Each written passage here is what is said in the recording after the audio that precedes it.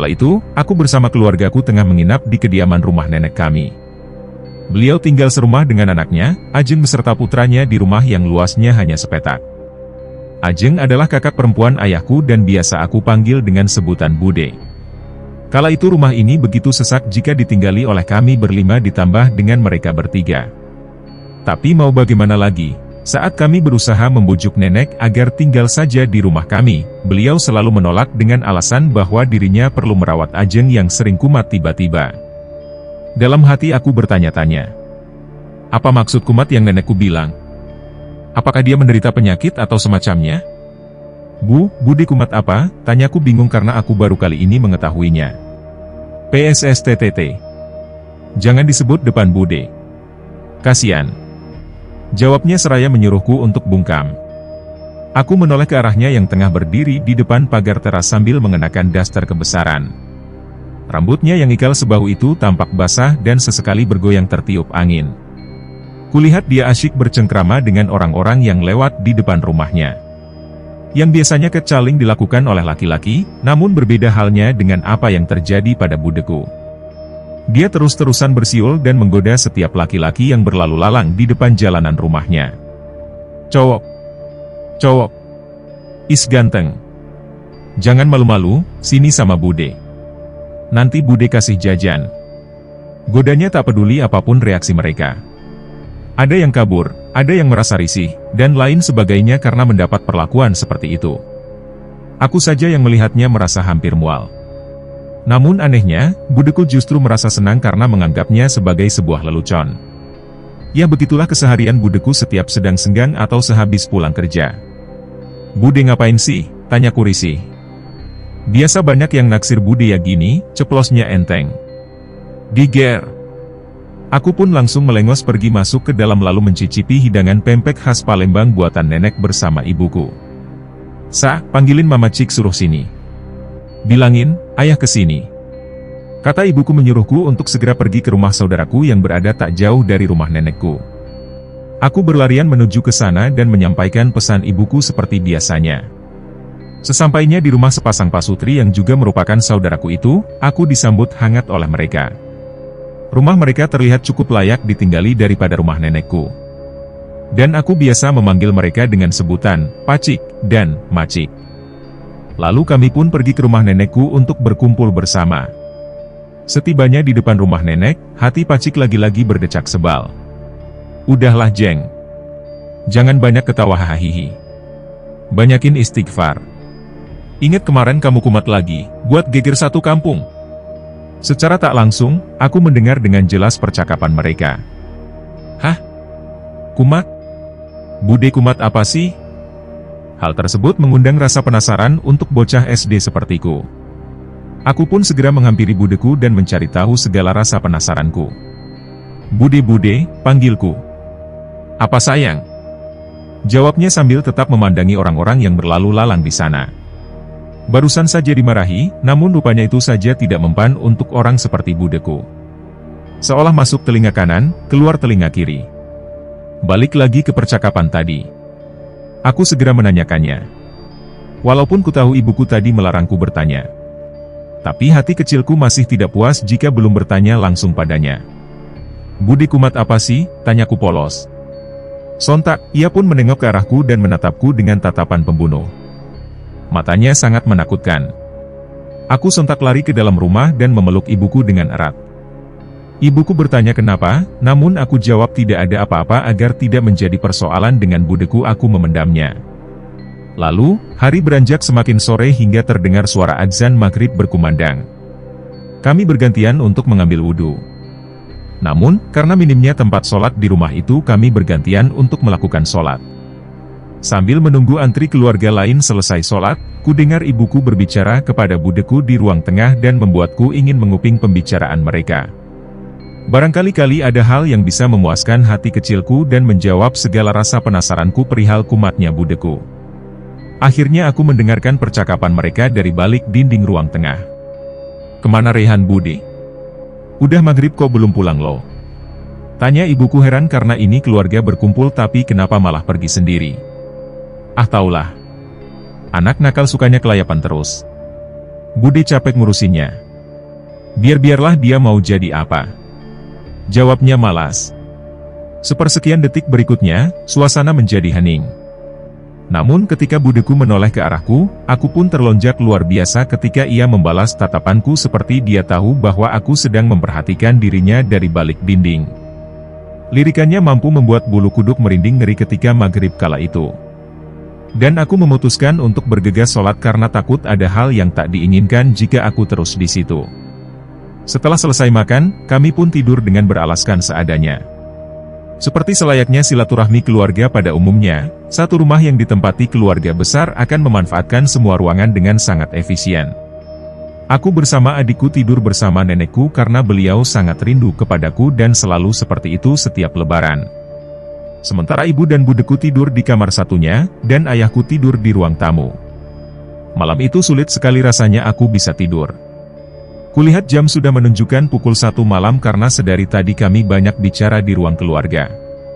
Dan aku merasa sangat halus sekali yang mengharuskan aku beranjak ke dapur.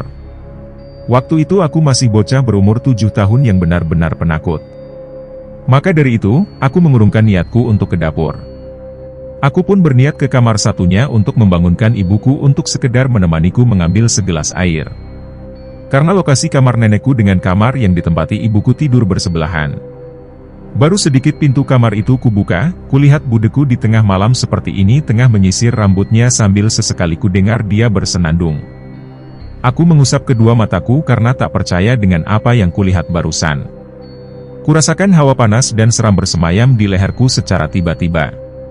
Kuberanikan diri untuk memperhatikan kembali, namun Ajeng yang kulihat tadi seakan-akan seperti mau menoleh ke arahku.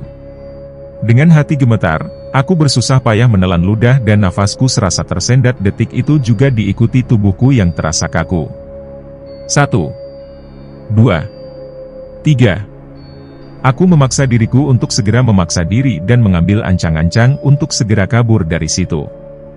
Namun sebelum aku berhasil pergi, Ajeng lebih dulu menatapku dengan tatapan yang sulit sekali dijelaskan. Tatapan itu sontak membuat kaget karena aku tidak pernah melihat bola mata seaneh itu. Sudah terulang ketiga kalinya aku mendapati tatapan yang berbeda-beda. Pertama kali beliau menatapku dengan tatapan khas pembunuh, kedua kali beliau menatapku dengan tatapan menakutkan, dan ketiga kali beliau menatapku dengan tatapan yang sangat-sangat sulit dijelaskan. Aku gemetar setengah mati saat mengintip lagi dari balik pintu. Kulihat sekali lagi sambil dengan tetap menelan ludah dan badan yang berat, dia masih menatapku. Seolah dia tahu bahwa aku sedang memperhatikannya malam itu. Dan kini, ia justru tersenyum sinis sambil menatapku. Sambil menyisir rambutnya seolah tak terjadi apa-apa.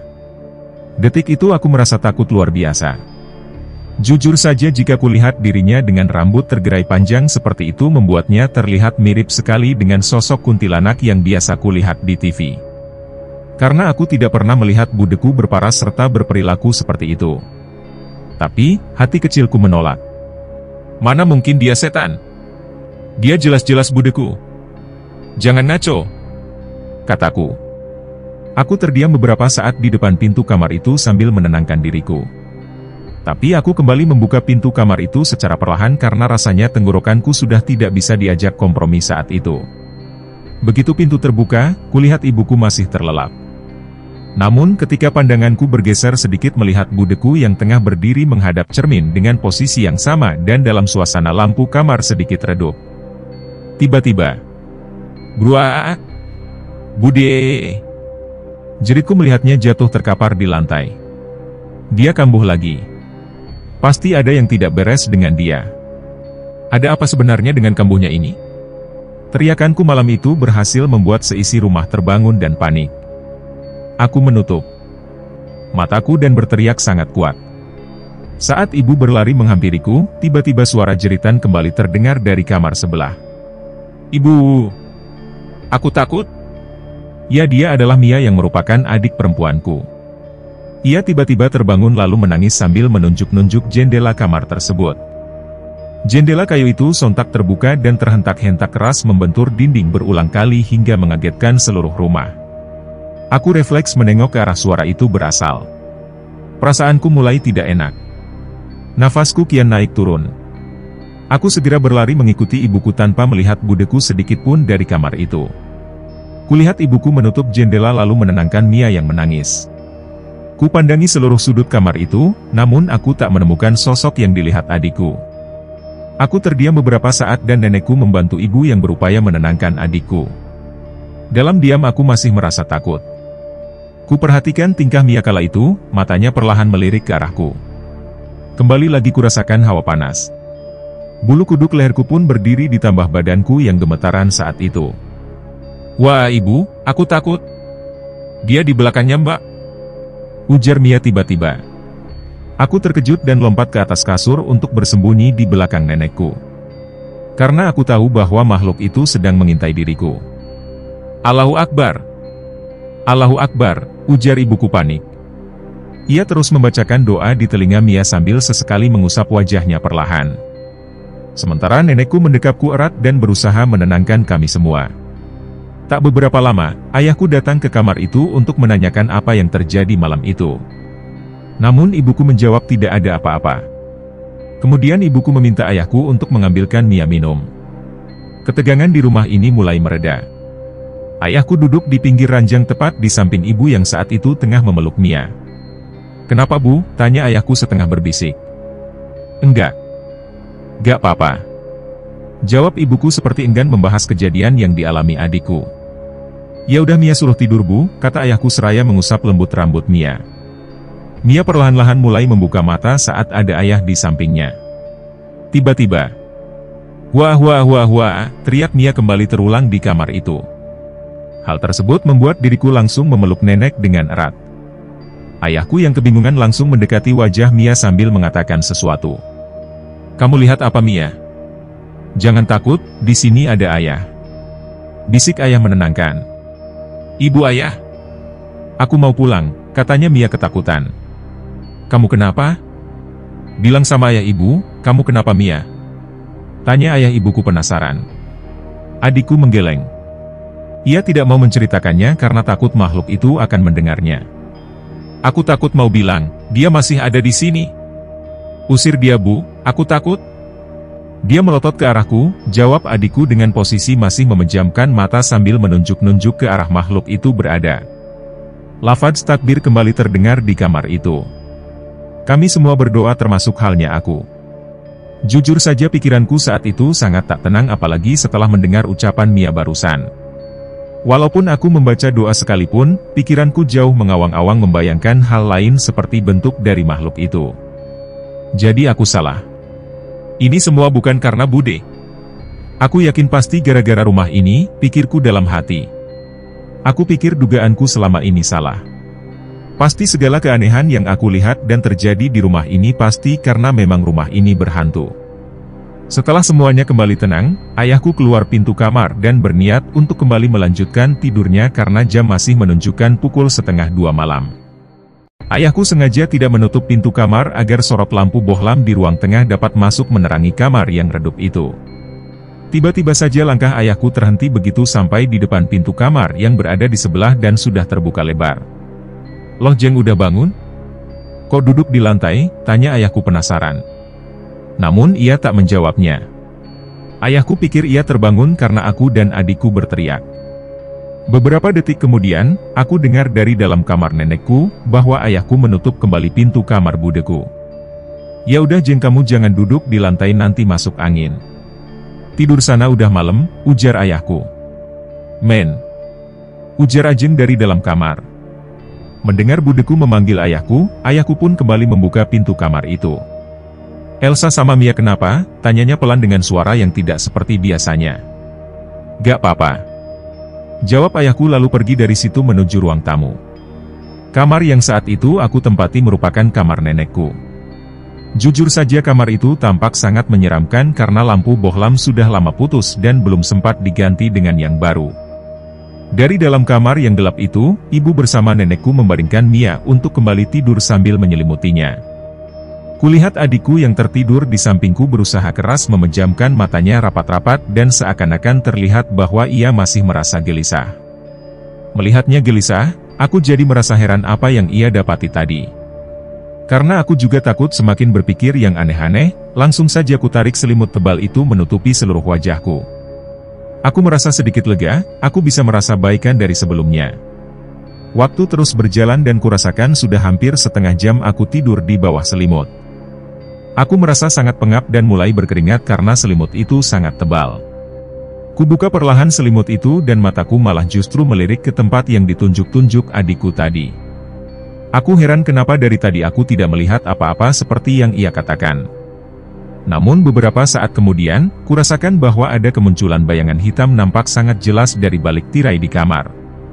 Aku sambil mengintip dan memperhatikan bayangan tersebut karena penasaran. Besar, hitam, dan tinggi. Seperti itu bayangan yang kulihat. Seperti ada seseorang bertubuh besar dan menyeramkan tengah berdiri tak jauh dari kamar di mana aku tidur. Aku semakin berpikiran aneh. Dan semakin kuperhatikan, bayangan itu tetap ada di sana dan tidak mau berpindah. Ada apa ini? Apa jangan-jangan dia mau mengintai diriku lagi? Tatapanku masih tertuju pada bayangan hitam yang tiba-tiba muncul di depan tirai kamar. Teringat akan ucapan Mia tentang sesosok makhluk yang berada di kamar ini dan membuatnya ketakutan. Hal itu membuatku sangat yakin bahwa bayangan yang kulihat ini merupakan sosok makhluk yang dimaksud adikku. Hatiku lagi-lagi merasa tak tenang. Terasa seperti ada sesuatu yang mengerikan dan mengintai diriku. Rasa takut dan was-was kembali menguasaiku. Pandanganku tak mau berpindah dari sosok menyeramkan itu. Aku hanya ingin mengawasinya dari dalam kamar dengan posisi masih berbaring dan berselimut tebal. Semua itu kulakukan sebagai antisipasi bila makhluk itu mendekat. Aku sudah siap berteriak. Mau apa dia datang lagi? Apa yang ia inginkan dariku? Kali ini aku gak boleh lengah. Jangan sampai ia lepas dari pandanganku. Batinku. Aku menatap lurus makhluk itu baik-baik. Aku buang jauh-jauh semua rasa takutku. Bahkan aku sudah berencana akan balik menatapnya tajam jika ia datang menatapku padaku. Namun beberapa saat kemudian, perhatianku teralihkan saat tiba-tiba mendengar suara budeku bersenandung lagi. Apa mungkin dia kembali mengulangi hal aneh itu sekarang? Apa dia kembali menyisir rambutnya? Ada apa dengan rumah ini? Ada apa pula dengan budeku? Kenapa mereka semua aneh? Ditambah lagi adikku yang tiba-tiba bisa melihat hantu. Begitulah berbagai macam pertanyaan yang terus mengusikku saat itu hingga membuat diriku terus ketakutan. Semakin lama diperhatikan, suasana rumah ini kian menyeramkan. Jarum jam terus berdetak hingga berdentum saat jam menunjukkan tepat pukul 2 malam. Sontak, semua rasa beraniku goyah detik itu juga. Sifat penakut dalam diriku muncul dan nyaliku kembali menciut. Kulihat ke kanan dan kiri, semua orang sudah tertidur termasuk Mia dan nenekku. Dengan tubuh merinding, kulirik perlahan ke arah dinding yang ada di dekat kamar budeku. Kubuka telingaku lebar-lebar, sayup-sayup suara itu masih nyaring di pendengaranku. Hingga membuat jantungku berdebar. Lalu kualihkan pandanganku begitu saja ke arah sosok makhluk yang kulihat tadi. Aku terkejut luar biasa begitu mendapati bayangan itu masih ada di situ dan seakan-akan terlihat seperti balik menatap diriku yang tengah terdiam takut. Dalam suasana gelap gulita kamar ini, aku hanya bisa melihat sorotan lampu dan tak mampu berteriak seperti yang aku rencanakan tadi. Perlahan aku mulai memejamkan mata dan terdiam sesaat. Sambil sedikit kuperhatikan baik-baik dari bawah bayangan itu tak berkaki ataupun menapak di lantai. Aku terkejut dan akhirnya terbangun dari posisi ternyamanku kala itu dan duduk di atas kasur. "Siapa kamu?" tanyaku sedikit tergagap karena takut, namun aku beranikan diri karena sudah sangat mengganggu. Sambil kupegang erat tangan nenek di sampingku. Namun tak ada jawaban sama sekali dari sosok bayangan itu. Perasaanku mulai tak tenang hingga aku tak bisa berpikir dengan jernih. Keringat mulai menetes dari pelipis sambil sesekali kusapu dengan tanganku. Kurasakan angin mulai berhembus dan menggoyang-goyangkan tirai kecoklatan di sebelah makhluk itu. Tiba-tiba, tirai itu bergerak dan terangkat tinggi ke atas seperti ada angin kencang kala itu. Melihat hal itu tentu membuat rasa takutku sudah menjalar ke seluruh tubuh. Sambil bersusah payah menelan ludah, kulihat sosok Ajeng muncul dari balik tirai itu dengan tatapan mata sangat menyeramkan. Aku mengusap mataku seolah tak percaya Ajeng kembali seperti ini. "Bu Bude," ucapku berat memaksa lidah dan badan yang kaku ini. Ia tak menjawabku. Ia masih menatapku dengan mata yang amat marah. Sangat menakutkan bagiku untuk melihatnya, dan aku bernafas sangat cepat secara tiba-tiba. Sesaat ia berjalan ke arahku dengan mata marahnya. Aku berusaha mundur hingga ujung kasur. Kedua tanganku mengerat keras pada selimut kasur sambil menahan rasa takut yang memuncak. Dengan nafas yang mulai ngos-ngosan serta keringat deras membasahi wajah, dalam hati tak henti-henti kubacakan ayat kursi malam itu. Namun ia tetap berjalan terus ke arahku. Sosok budeku justru tersenyum sinis padaku. Begitu ia sudah benar-benar berada dekat denganku, secepat kilat aku pun segera menarik selimut dan menutupi seluruh badanku. Aku meringkuk takut sambil kupejamkan mataku erat-erat. Ingin aku teriak tapi apa daya, bahkan membuka mulut saja sangat sulit aku lakukan. Pasrah dan mengurung diri di selimut walau kini aku dengar suara jendela kembali terhentak-hentak ke dinding. Dan tak terasa, aku tertidur malam itu dengan wajah yang sudah memucat. Keesokan harinya aku terbangun dengan penuh keringat di sekujur badanku. Saat aku berjalan menuju ruang tengah, tiba-tiba langkahku terhenti begitu berpapasan dengan budeku. Aku terdiam sambil menatap wajahnya. Beberapa detik kuperhatikan, lalu kulihat ia pun berjalan menuju dapur. Sementara aku langsung bergegas mendekati adikku yang tengah menonton TV di ruang tengah.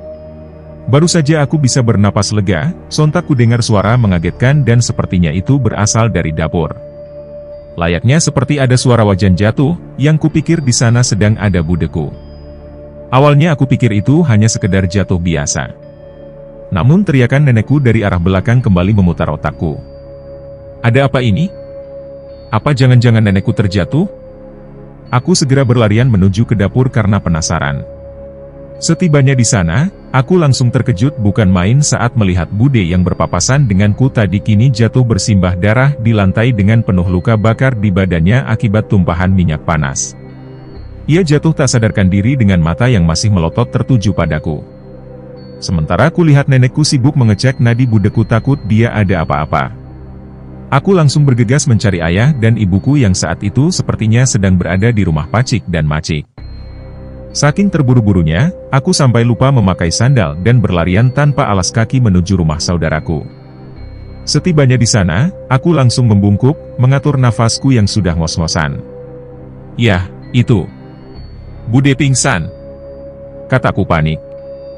Mendengar ucapanku, semua orang yang ada di rumah itu jadi ikutan panik lalu kami segera berlarian ke rumah nenekku. Sementara tetangga yang ada di sekitar ikutan merasa penasaran dan berkumpul di depan rumah nenekku sambil membicarakan sosok budeku. Ayahku bersama pacik segera menggotong budeku dan membaringkannya di kamarnya. Sementara aku dan adikku yang tak berani dekat-dekat, kami berdua hanya melihatnya dari jauh. Sudah 2 jam lebih, orang-orang dewasa di rumah ini turut membantu budeku dan mengobati luka bakarnya. Dan tampaknya budeku sudah mulai siuman. Ketegangan di rumah ini mulai mereda. Setelah beberapa jam kemudian, dan hari beranjak semakin sore, kami sekeluarga berencana pamit dari rumah nenekku. Saat itu kami mau mengunjungi nenek dari pihak ibu karena beliau sudah menunggu kedatangan kami ke sana. Saat aku mencium tangan nenekku, tiba-tiba nenekku menahanku agar aku tetap tinggal bersamanya saja. Hatiku mulai tidak enak dan bingung. Kulihat nenekku sepertinya masih sangat merindukanku dan terus memintaku untuk tinggal lebih lama lagi bersamanya di rumah itu. Namun jauh dalam lubuk hatiku, aku sudah merasa tak betah dengan segala keanehan yang kulihat di sini. Perasaanku saja sudah tidak enak semenjak kedatangan pertama kali di rumah ini dan rasanya sudah tak betah lagi jika kembali diteruskan. Namun kedua orang tuaku juga turut memintaku untuk menemani nenekku sehari kemudian besoknya akan dijemput saat mau pulang. Aku mengangguk pasrah lalu berdiri di depan pagar teras sambil melambaikan kedua tanganku pada mereka. Ku perhatikan kepergian kedua orang tuaku bersama adikku lekat-lekat hingga mereka hilang dari pandanganku. Wajah murung dan kupandangi langit biru kala itu, berharap malam ini tidak akan terjadi apa-apa lagi. Kurasakan begitu sepi di sini tanpa kehadiran ayah ibu maupun adikku. Aku enggan mau masuk ke dalam dan lebih memilih berada di teras saja. Hingga tak terasa maghrib pun tiba, nenekku menyuruhku untuk masuk dan mengunci pintu. Baru saja selangkah masuk ke dalam, hawanya sudah gak enak. Apalagi saat kulihat budeku sedang duduk bersandar di ruang tengah menghadap TV. Karena takut duduk bersebelahan dengannya, maka dari itu aku duduk saja di kursi ruang tamu. Hingga akhirnya ia tersadar dan memintaku untuk duduk bersamanya. "Sa, ngapain jauh-jauh? Sini duduk dekat Bude," kata budeku memecah keheningan yang ada. Sontak aku langsung menengok ke arahnya dan kulihat ia sedang tersenyum padaku. Aku merasa sedikit lega karena ia sepertinya sudah kembali normal seperti sedia kala. Baru saja aku berjalan menuju ruang tengah, kudengar ada suara orang mengetuk-ngetuk pintu di kala maghrib seperti ini. Karena budeku sedang sakit dan sulit berdiri sementara nenekku sedang sholat, mau tidak mau aku yang harus membukakan pintu. Dengan sambil bersusah payah menelan ludah, aku sudah gemetaran setengah mati memegang gagang pintu. Wajahku sudah memucat kala itu dan begitu gagang pintu kutekan, tiba-tiba suara ketukan pintu itu sudah tak ada lagi. Aku berusaha menenangkan diriku dengan berpikiran positif sambil berniat untuk membukakan pintu detik itu. Namun aku mengurungkan niat untuk membuka pintu rumah itu mengingat suasana kali ini maghrib. Aku kembali memutar otakku untuk mengintip terlebih dahulu sebelum membukakan pintu. Baru kuintip sedikit, hawa ngeri sudah menjalar hebat di leherku. Dadaku sudah sangat deg-degan ditambah dengan suara TV dari ruang tengah yang saat itu tengah menampilkan beberapa acara horor yang sebentar lagi akan tayang. Yang paling kuingat waktu itu ketika suara Mr. Tukul Jalan diputar, suaranya begitu nyaring hingga membuatku merinding tak karuan. Tok tok tok. Aku refleks mengerjap-ngerjapkan mataku berulang kali karena dikagetkan dengan kemunculan suara ketukan pintu itu secara mendadak. Hatiku merasa semakin tak tenang. Rumah ini terasa sunyi sekali. Ditambah dengan yang aku intip di luar tadi bahwa suasana di teras amat gelap karena lampu belum dinyalakan. Alih-alih ingin membukakan pintu, aku bergegas membalikkan badan dan mencari saklar untuk menghidupkan lampu teras terlebih dahulu. Pilihan yang tepat pikirku agar aku tidak takut lagi saat sudah membuka pintu nanti. Namun baru sejengkal aku melangkah, suara ketukan itu kembali terdengar. Aku refleks menoleh dan kulihat saat itu gagang pintu sudah bergerak naik turun berulang kali menandakan ada seseorang di luar sana. "Iya, tunggu bentar," ujarku tergagap karena rasa takut sudah tak tertahankan.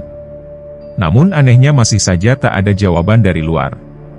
"Siapa di situ?" tanyaku memastikan.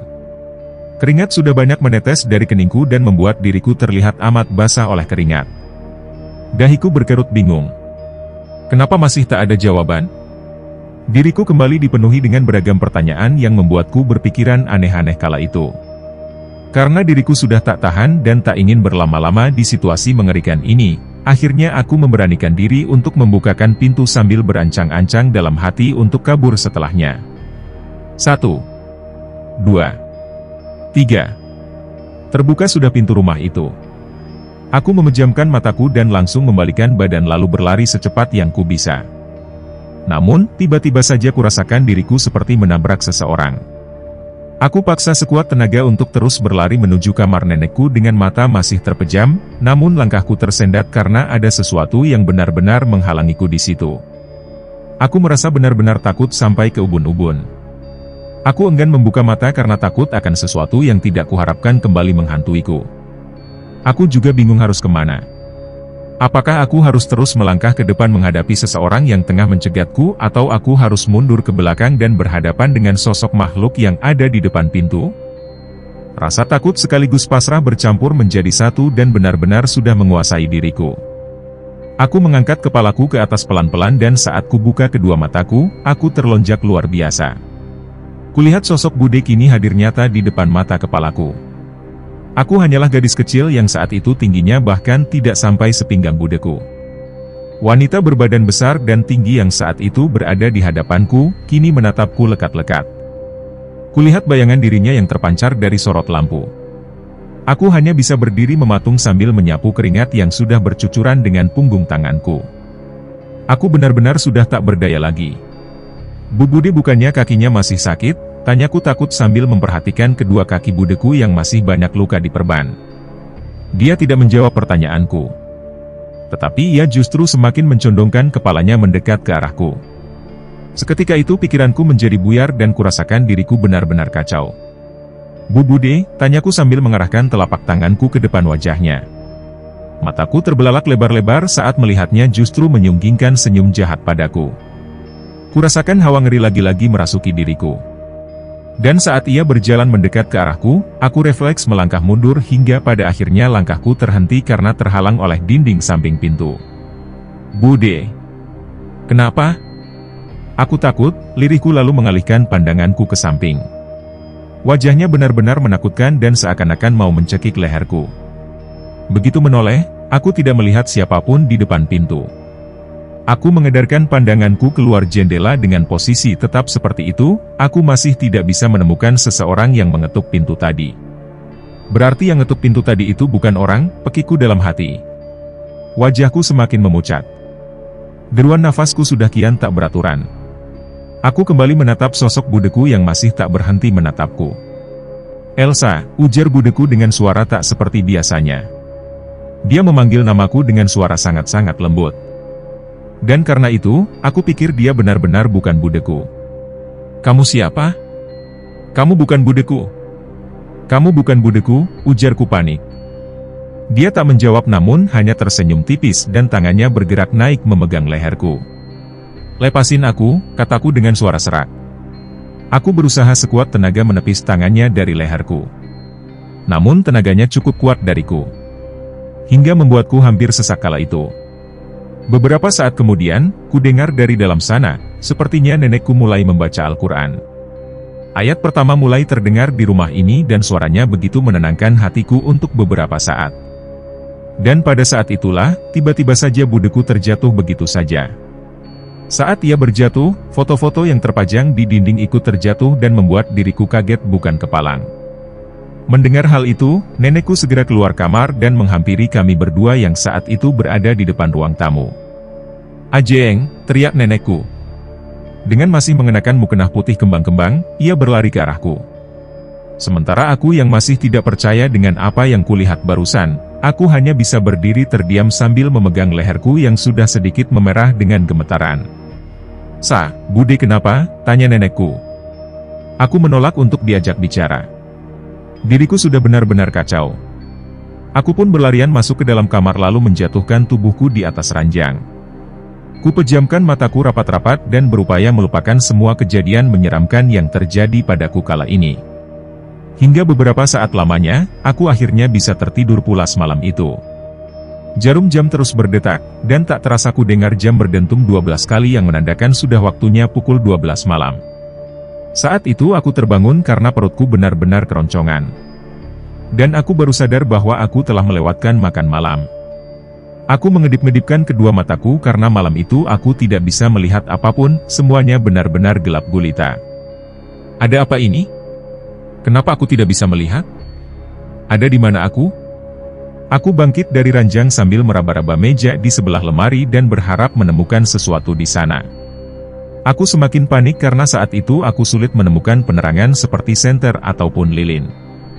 Aku bingung. Aku hanya bisa memanggil-manggil nenekku namun tak ada satupun yang menyahut. Setelah beberapa saat aku bersusah payah mencari dan penuh kebingungan ditambah rasa lapar dan dahaga yang sudah menguasai diriku, akhirnya baru aku ingat bahwa untuk menghidupkan lampu di rumah ini, aku hanya perlu menarik tali lampu yang tergantung di atas. Kuarahkan tanganku mencari-cari tali lampu itu. Tak butuh waktu lama, aku berhasil menemukan tali lampu yang kucari-cari itu. Namun anehnya, aku merasakan ada tangan menarik ujung kaos tidurku. Aku mendadak merinding. Kurasakan ia semakin menarik kaosku kencang-kencang dan membuatku refleks menepis dan melepaskan sesuatu itu dari tubuhku. Aku berhenti sejenak. Pikiranku mulai kacau. Kurasakan sekali bahwa yang aku tepis tadi seperti tangan seseorang. Apa jangan-jangan budeku meneror aku lagi? Karena tak mau lama-lama dalam situasi menegangkan ini, langsung saja ku tarik 2 kali tali lampu itu dan seketika itu kamar ini kembali terang.